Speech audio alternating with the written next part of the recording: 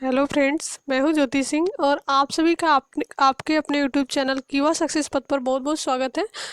आज की इस वीडियो में हम सर्वेइंग के एक बहुत ही इंपॉर्टेंट चैप्टर है लेवलिंग, उसके हम टेक्निकल टर्म को यहाँ पर देखने वाले हैं। सभी टेक्निकल टर्म को हम डिटेल में देखेंगे।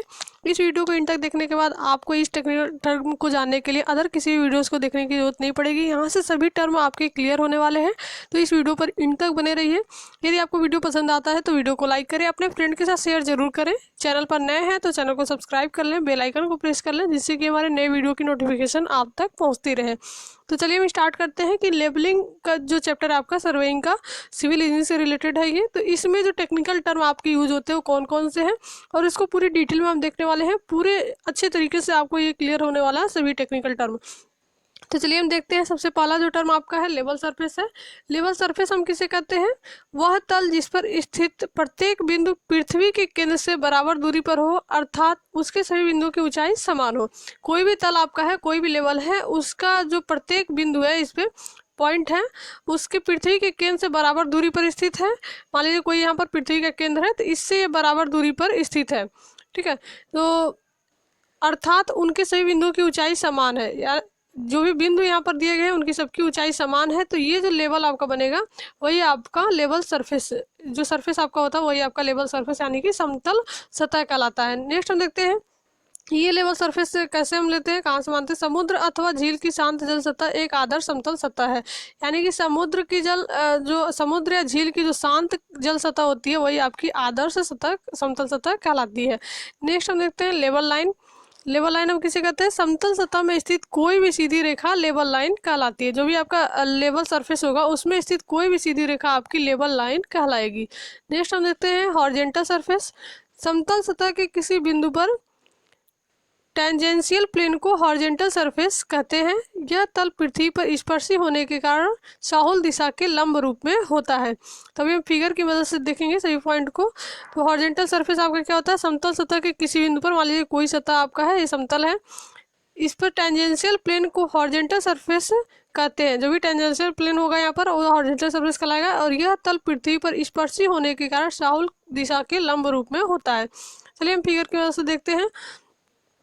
आपका level surface, level line, horizontal surface, देखिए ये आपका लेवल लाइन है। यहाँ पर ये जो लाइन दिखाई गई लेवल लाइन है। डिफरेंस लेवल है, जैसे मान लीजिए एक लेवल ये है और ये दूसरा लेवल है, तो इसके बीच में जो डिफरेंस होगा उसको हम डिफरेंस लेवल बोलेंगे। हॉरिजॉन्टल लाइन ऑफ साइट, ये जो लाइन है आपकी हॉरिजॉन्टल लाइन ऑफ साइट है। ये आपका वर्टिकल लाइन है, ये आपका अर्थ है देखिए, और ये भी आपकी वर्टिकल लाइन है। तो ये सारा इसमें आपको दिख रहा है हॉरिजॉन्टल, वर्टिकल लाइन और यहाँ पर देखिए वर्टिकल प्लेन क्या होता है। हॉरिजॉन्टल लाइन क्या होगी? हॉरिजॉन्टल सरफेस में स्थित कोई भी सीधी रेखा हॉरिजॉन्टल लाइन कहलाएगी। जो भी आपका हॉरिजॉन्टल सरफेस है उसमें कोई भी सीधी रेखा होगी वो आपकी हॉरिजॉन्टल लाइन कहलाएगी। वर्टिकल प्लेन आपका क्या होता है? समतल सतह के किसी बिंदु पर लंबवत समतल वर्टिकल प्लेन कहलाता है। समतल सतह के किसी बिंदु पर लंबवत जो समतल होगा वो आपका वर्टिकल प्लेन कहलाएगा, अर्थात वह समतल जिसमें ऊर्ध्वाधर रेखा स्थित होती है ऊर्ध्वाधर समतल कहलाता है। वर्टिकल लाइन हमारी क्या है? वर्टिकल प्लेन में स्थित कोई भी सीधी रेखा वर्टिकल लाइन कहलाती है। किसी भी बिंदु पर समतल रेखा के लंबवत और साहुल रेखा की दिशा में एवं पृथ्वी के केंद्र से गुजरने वाली रेखा की को ऊर्ध्वाधर रेखा कहते हैं। वास्तव में यह एक कल्पित रेखा है। ये जो आपकी रेखा है इसी को हम ऊर्ध्वाधर रेखा कहते हैं, वर्टिकल लाइन बोलते हैं।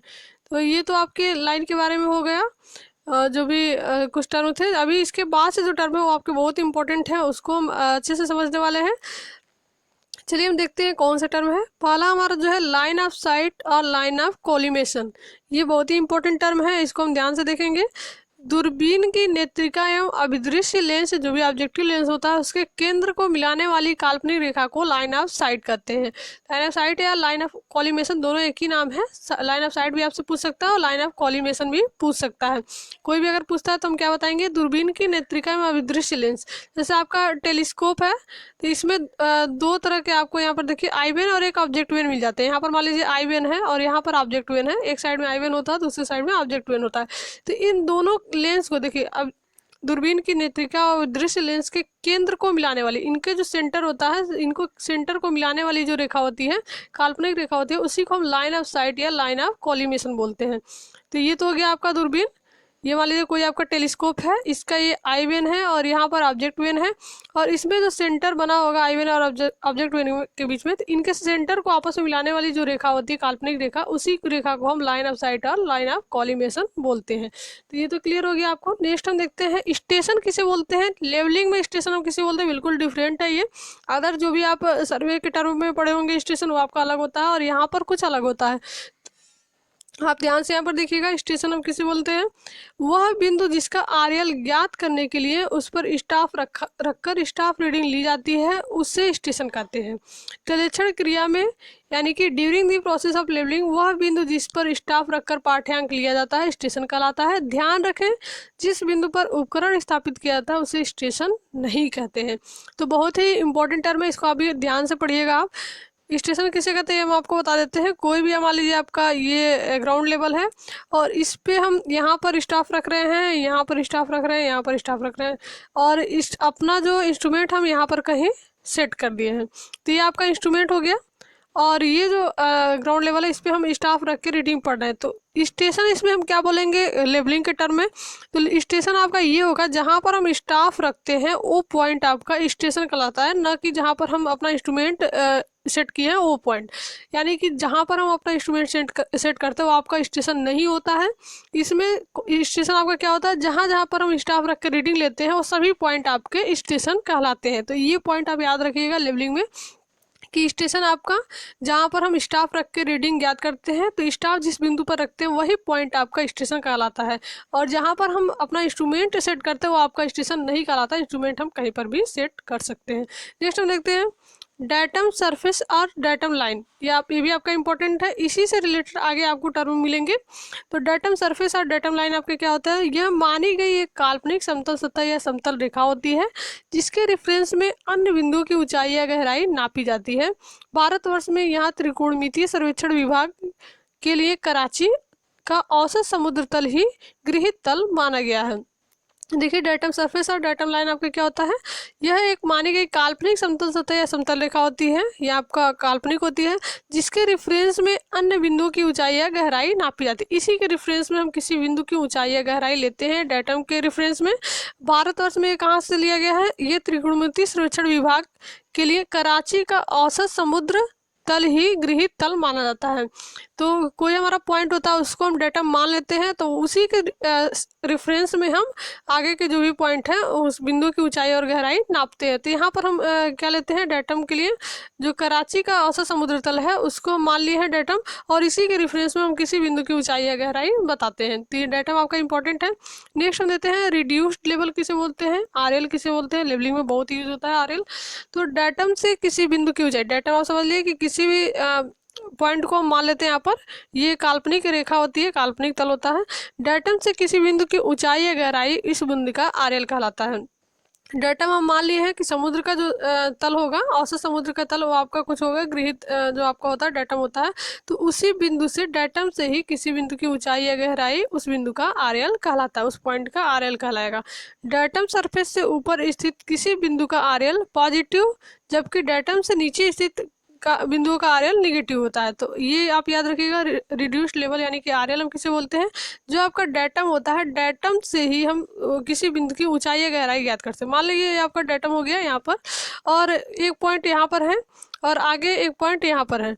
तो जब डाटम से हम ऊपर जो पॉइंट किसी बिंदु की ऊंचाई ज्ञात करते हैं, किसी बिंदु की गहराई ज्ञात करते हैं, तो जब ऊंचाई ज्ञात करेंगे तो ये आपका पॉजिटिव होता है ऊंचाई, और गहराई आपका निगेटिव होता है। तो डाटम से किसी बिंदु की ऊंचाई या गहराई हम मापते हैं, और ये आपका पॉजिटिव यानी जो आपका ऊंचाई होगा वो पॉजिटिव में होगा, और गहराई जो आपका होगा नीचे के डाटम से नीचे के बिंदु का आरएल जब हम निकालेंगे तो आपका निगेटिव में होता है। नेक्स्ट हम देखते हैं बेंचमार्क क्या होता है आपका। बेंचमार्क भी आपका इंपॉर्टेंट है, आगे आपका यूज होने वाला है। वे परमानेंट पॉइंट्स, बेंचमार्क आपके वे परमानेंट पॉइंट या बिंदु जिनकी उच्चता किसी डाटम के संदर्भ में ज्ञात होती है और जिसके संदर्भ में अन्य बिंदुओं की ऊंचाई या गहराई ज्ञात की जाती है, बेंचमार्क कहलाती है। तो बेंचमार्क निम्न 4 प्रकार के होते हैं। बेंचमार्क भी आपका क्या है कि देखिए यहाँ पर बेंचमार्क वे परमानेंट पॉइंट्स होते हैं या बिंदु होते हैं जिनकी उच्चता किसी डेटम के संदर्भ से ज्ञात की जाती है।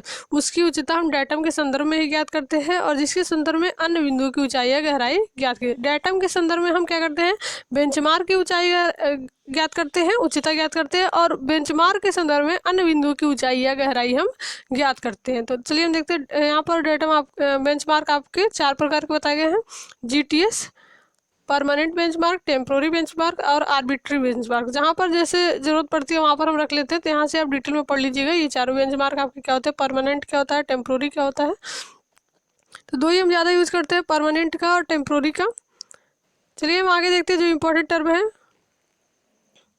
अगला आपका इंपॉर्टेंट टर्म है हाइट ऑफ इंस्ट्रूमेंट। बेंचमार्क आप याद रखिएगा, बेंचमार्क से ही आगे वर्क होगा। यहाँ पर देखिए हाइट ऑफ इंस्ट्रूमेंट क्या है, दूरबीन की दृष्टि रेखा की गृहीत तल यानी कि डेटम के संदर्भ में उच्चता हाइट ऑफ इंस्ट्रूमेंट कहलाती है। दूरबीन की दृष्टि रेखा की गृहीत तल यानी कि डेटम के संदर्भ में उच्चता ही आपकी हाइट ऑफ इंस्ट्रूमेंट कहलाती है। जो भी मान लीजिए इंस्ट्रूमेंट आप स्थापित किए हैं, यहाँ पर कोई इंस्ट्रूमेंट है और ये आपका दूरबीन है, ये आपका टेलीस्कोप लगा हुआ है, तो इस टेलीस्कोप का देखिए दूरबीन की दृष्टि रेखा की, ये दृष्टि रेखा क्या होती है, लाइन ऑफ साइट आपको बताया गया है।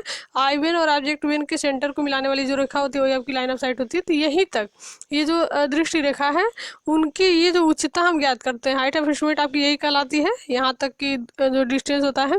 तो गृहीत तल के संदर्भ में उच्चता जो आपकी कहलाती है वही आपकी हाइट ऑफ इंस्ट्रूमेंट कहलाती है। मान लीजिए यहाँ पर कोई गृहीत तल है, डेटम है, और इसके संदर्भ में हम इसकी जो लाइन ऑफ साइट है दूरबीन की उसकी उच्चता हम ज्ञात करते हैं, तो वही आपकी हाइट ऑफ इंस्ट्रूमेंट कहलाती है, उपकरण की ऊंचाई। यह लेवल के प्रत्येक स्थापन के लिए भिन्न भिन्न होती है। इसे हाइट ऑफ कॉलिमेशन भी कहते हैं। ज्ञात उच्चता के बिंदु पर स्टाफ रीडिंग लेकर ऊंचाई ज्ञात की जाती है, यानी कि ज्ञात उच्चता के बिंदु पर स्टाफ रीडिंग लेकर ऊंचाई ज्ञात की जाती है। कैसे हम हाइट ऑफ इंस्ट्रूमेंट ज्ञात करते हैं ये भी हम देखेंगे। हाइट ऑफ इंस्ट्रूमेंट ज्ञात करने के लिए आपको बिंदु की उच्चता, ज्ञात उच्चता, कोई भी पॉइंट है उसकी उच्चता पहले से ज्ञात होनी चाहिए, यानी कि बेंचमार्क आपको पता होना चाहिए। बेंचमार्क नहीं होता तो हम मान लेते हैं 100 ले लेते हैं लगभग, और उसमें हम स्टाफ की रीडिंग, बेंचमार्क के ऊपर जो स्टाफ हम रखेंगे वहाँ पर उस पॉइंट पे, तो उसकी जो रीडिंग आएगी, तो बेंचमार्क में हम जब रीडिंग ऐड कर लेते हैं स्टाफ की, तो वही आपकी हाइट ऑफ इंस्ट्रूमेंट यहाँ से आपको पता चल जाता है। नेक्स्ट हम देखते हैं बैक साइड। आगे फिगर की मदद से भी देखेंगे हाइट ऑफ इंस्ट्रूमेंट आपका क्या होता है, बैक साइड क्या होता है, फॉर साइड क्या होता है, तो फिगर की मदद से भी देखने वाले हैं, तो इन तक बने रहिए इस वीडियो पर। बैक साइड आपका क्या है, लेवल इंस्ट्रूमेंट को सेट करने के उपरांत किसी ज्ञात उच्चता के बिंदु पर पढ़ी गई प्रथम स्टाफ रीडिंग BS कहलाती है, यानी कि बैक साइड कहलाती है। सबसे पहले हम आपको बता दें कि height of instrument back side और फार साइड, देखिए हम किसे बोलेंगे, अभी आपको थोड़ा सा यहाँ पर समझाते हैं, आगे भी हम डिटेल में फिगर की मदद से समझाएंगे।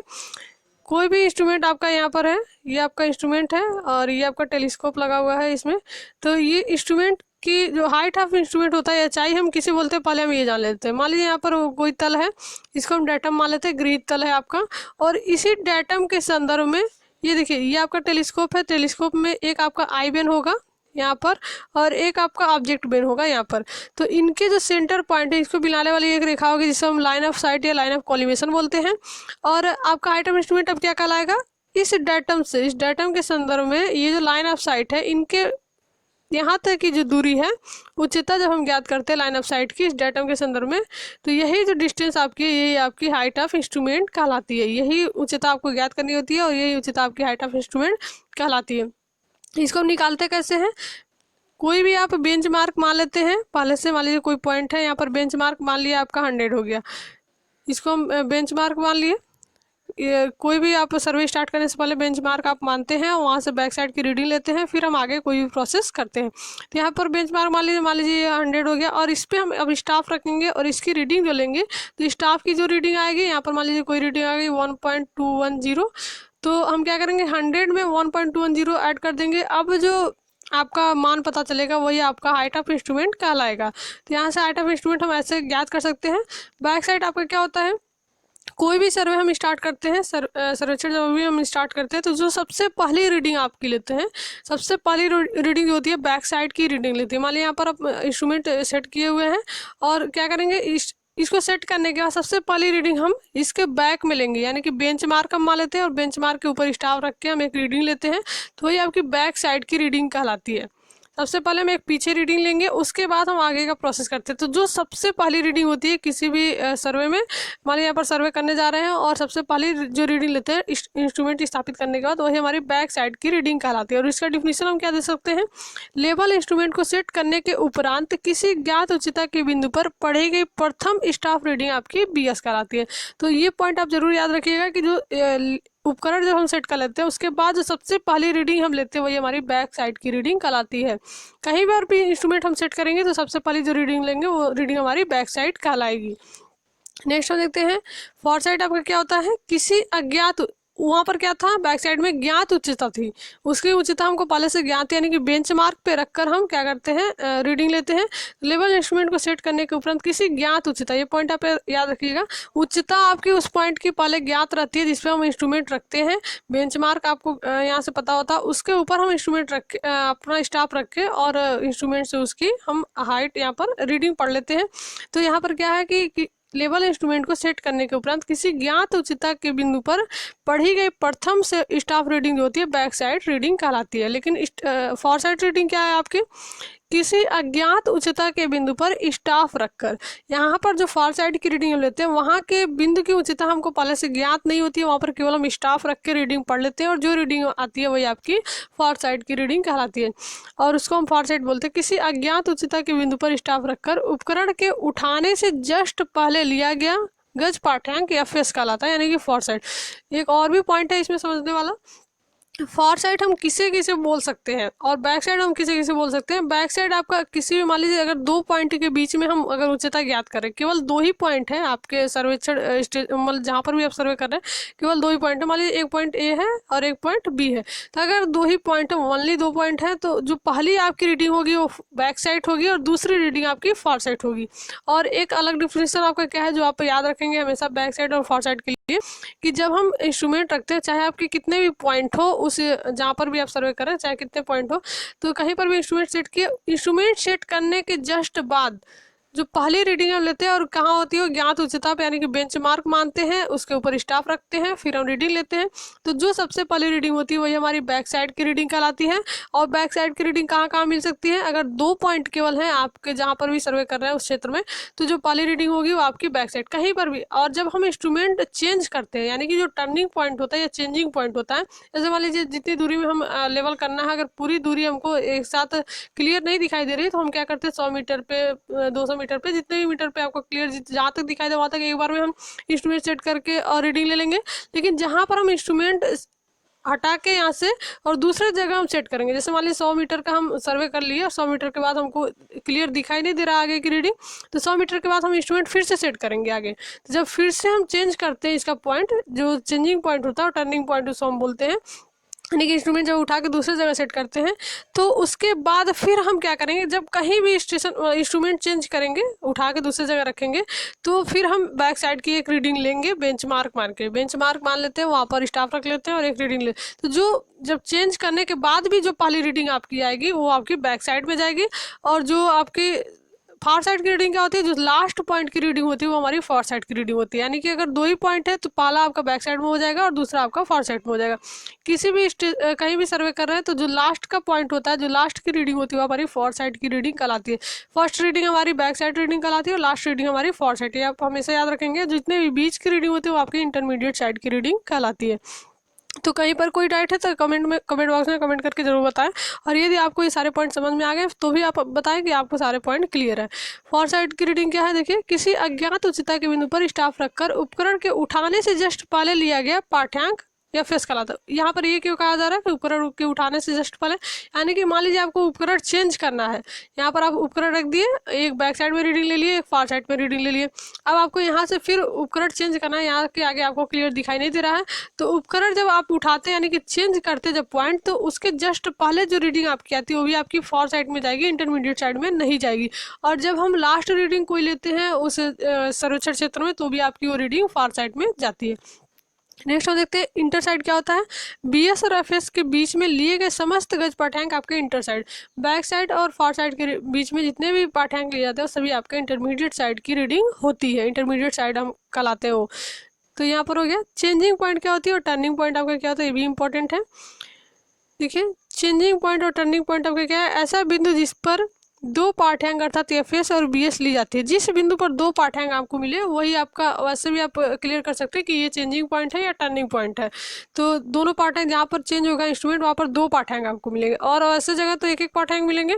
लेकिन जहाँ पर आप इंस्ट्रूमेंट चेंज करते हैं, फिर से सेट करते हैं, तो वहाँ पर दो पाठ्यांक आपको लेने पड़ेंगे। सबसे पहले एक बैक साइड में और एक फार साइड में।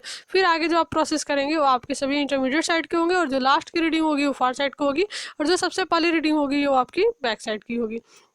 तो ये आप याद रखेंगे, ली जाती है अर्थात सीपी चेंजिंग पॉइंट वो बिंदु है जिस पर एफएस लेकर लेवल की स्थिति बदल दी जाती है, यानी कि इंस्ट्रूमेंट आपका उठा लिया जाता है और फिर लेवल को नई स्थिति में स्थापित करके फिर उसी स्थान पर जहाँ एफएस ली गई थी बी पड़ी जाती है। इस प्रकार बिंदु सीपी कहलाता है, यानी कि एक ही पॉइंट पे आपको बीएस और एफएस दोनों मिलेगा जहाँ पर आप चेंज करते हैं इंस्ट्रूमेंट का जो सेटअप है वो आप चेंज करते हैं, तो उस एक ही पॉइंट पे आपको दो रीडिंग मिलते हैं, बैक साइड की और फार साइड की। तो आप याद रखेंगे, क्योंकि देखिए कैसे मिलते हैं। यहाँ पर आप इंस्ट्रूमेंट सेट किए थे पहले, ये आपका लास्ट पॉइंट है, इसके आगे आपको क्लियर दिखाई नहीं दे रहा है ये जो पॉइंट है, तो आपको इंस्ट्रूमेंट फिर से सेट करना है। तो जब आप ये इंस्ट्रूमेंट हटा रहे थे उसके पहले जो रीडिंग लिए, सब उसके मतलब जस्ट हटाने के पहले, तो आपकी फार साइड की रीडिंग होगी, क्योंकि यहाँ के लिए लास्ट रीडिंग थी। और जब इंस्ट्रूमेंट हम यहाँ पर ला के सेट कर दिए अब इसके बाद, तो इसके सेट करने के बाद फिर हम एक रीडिंग लेंगे बैक साइड में। कहीं पर भी इंस्ट्रूमेंट सेट करते हैं तो बैक साइड की रीडिंग लेते हैं, तो इसी पॉइंट पे आपको एक बैक साइड की भी रीडिंग मिलेगी, यानी कि एक ही पॉइंट पे यही आपकी जो पॉइंट है वो चेंजिंग पॉइंट होगा। और इसी चेंजिंग पॉइंट पे हमेशा क्या होती है, एक बैक साइड की रीडिंग होती है और एक फार साइड की, दोनों रीडिंग आपको मिलती है। तो ये जो पॉइंट आपका होता है चेंजिंग पॉइंट कहलाता है। नेक्स्ट हम देखते हैं एक्सिस ऑफ टेलीस्कोप। उपकरण के आई पीस के केंद्र तथा ऑब्जेक्टिव लेंस के प्रकाशीय केंद्र को मिलाने वाली रेखा आपकी एक्सिस ऑफ टेलीस्कोप कहलाती है। आई पीस का जो केंद्र होता है और ऑब्जेक्टिव लेंस का जो केंद्र होता है, इन दोनों को मिलाने वाली रेखा आपकी एक्सिस ऑफ टेलीस्कोप कहलाती है। नेक्स्ट हम देखते हैं एक्सिस ऑफ बबल ट्यूब क्या होता है। यह एक काल्पनिक रेखा है। लॉन्गिट्यूडनल बबल ट्यूब की नलिका की वक्रता के उच्चतम बिंदु पर टेंजेंशियल होती है।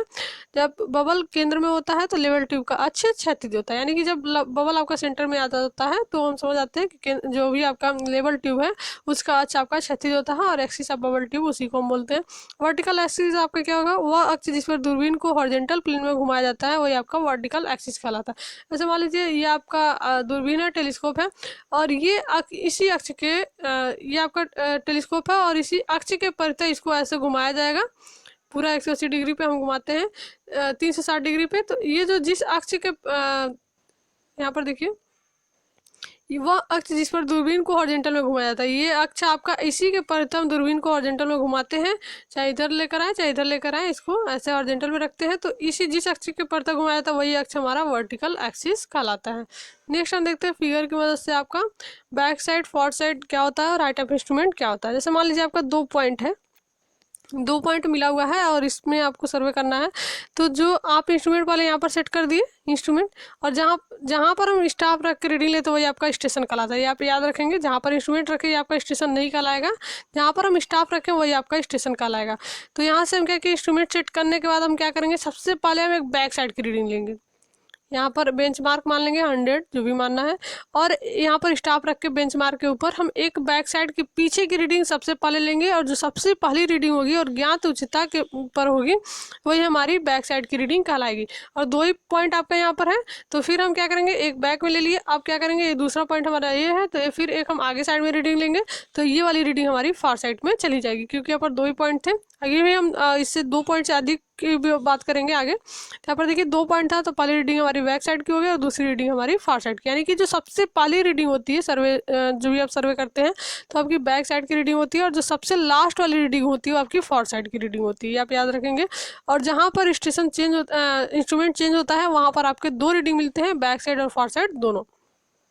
नेक्स्ट हम देखते हैं चेंजिंग पॉइंट भी आपको दिखाया जाएगा। यहाँ पर देखिए ये जो फिगर है आपको यहाँ पर दिख रहा होगा, बेंचमार्क हम मान लिए यहाँ पर देखिए बेंचमार्क आपका ये मान लिया गया है, और उसके बाद से ये आपका इंस्ट्रूमेंट यहाँ पर स्थापित है, ये आपका बेंचमार्क है। सबसे पहले इंस्ट्रूमेंट स्थापित करने के बाद एक हम बैक साइड की रीडिंग लेंगे और बेंचमार्क पे रख के स्टाफ को, यानी कि यहाँ की उच्चता ज्ञात है हमको और इस ज्ञात उच्चता पर स्टाफ रख के हम रीडिंग ले रहे हैं, तो आपकी बैक साइड की रीडिंग, और ये पहली रीडिंग भी है तो बैक साइड में ही जाएगी।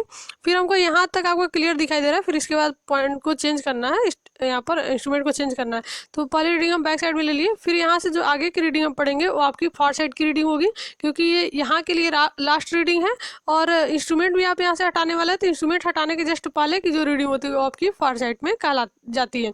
फिर हम क्या करेंगे, इंस्ट्रूमेंट हटा के यहाँ पर रख दिए। जब हम इंस्ट्रूमेंट यहाँ पर सेट किए तो सेट करने के बाद जस्ट हम तुरंत यहाँ पर बैक साइड की रीडिंग लेंगे। यहाँ पर तुरंत हम इसी पॉइंट पे जहाँ पर हम इसको देखिए हटाने से पहले हम फार साइड की रीडिंग लिए थे, तो हटाने के बाद फिर हम बैक साइड की रीडिंग इसी पॉइंट पे लेंगे। यानी कि जो चेंजिंग पॉइंट अगर आपको पता करना है कौन सा है, तो एक ही पॉइंट पे जब दो रीडिंग मिलती है तो वही पॉइंट हमारा चेंजिंग पॉइंट कहलाता है। यहाँ पर देखिए बैक साइड की भी रीडिंग मिली हुई है और फार साइड की भी रीडिंग मिली हुई है। फिर हम क्या करेंगे, यहाँ से फिर आगे की जो रीडिंग लेंगे वो हमारा फॉर साइड में जाए, क्योंकि इस पॉइंट के लिए यहाँ तक के लिए लास्ट रीडिंग थी। और फिर हम और यहाँ से इंस्ट्रूमेंट भी हटाना है हमको, तो इंस्ट्रूमेंट हटाने के जस्ट पहले की जो रीडिंग होती है फॉर साइड में जाती है। और यहाँ पर फिर हम इंस्ट्रूमेंट जब यहाँ पर चेंज करके यहाँ पर लेकर आते हैं, तो यहाँ से फिर यहाँ से इंस्ट्रूमेंट सेट करने के बाद फिर हमको बैक साइड की रीडिंग लेनी पड़ेगी, फिर ही तभी हम आगे का कोई भी वर्क करेंगे। तो जो हम सबसे पहले इंस्ट्रूमेंट चेंज करने के बाद रीडिंग लेते हैं वो हमारी बैक साइड में जाती है। तो यहाँ से आपको क्लियर हो गया होगा कि बैक साइड क्या है, फॉर साइड क्या है और हाइट ऑफ इंस्ट्रूमेंट क्या है।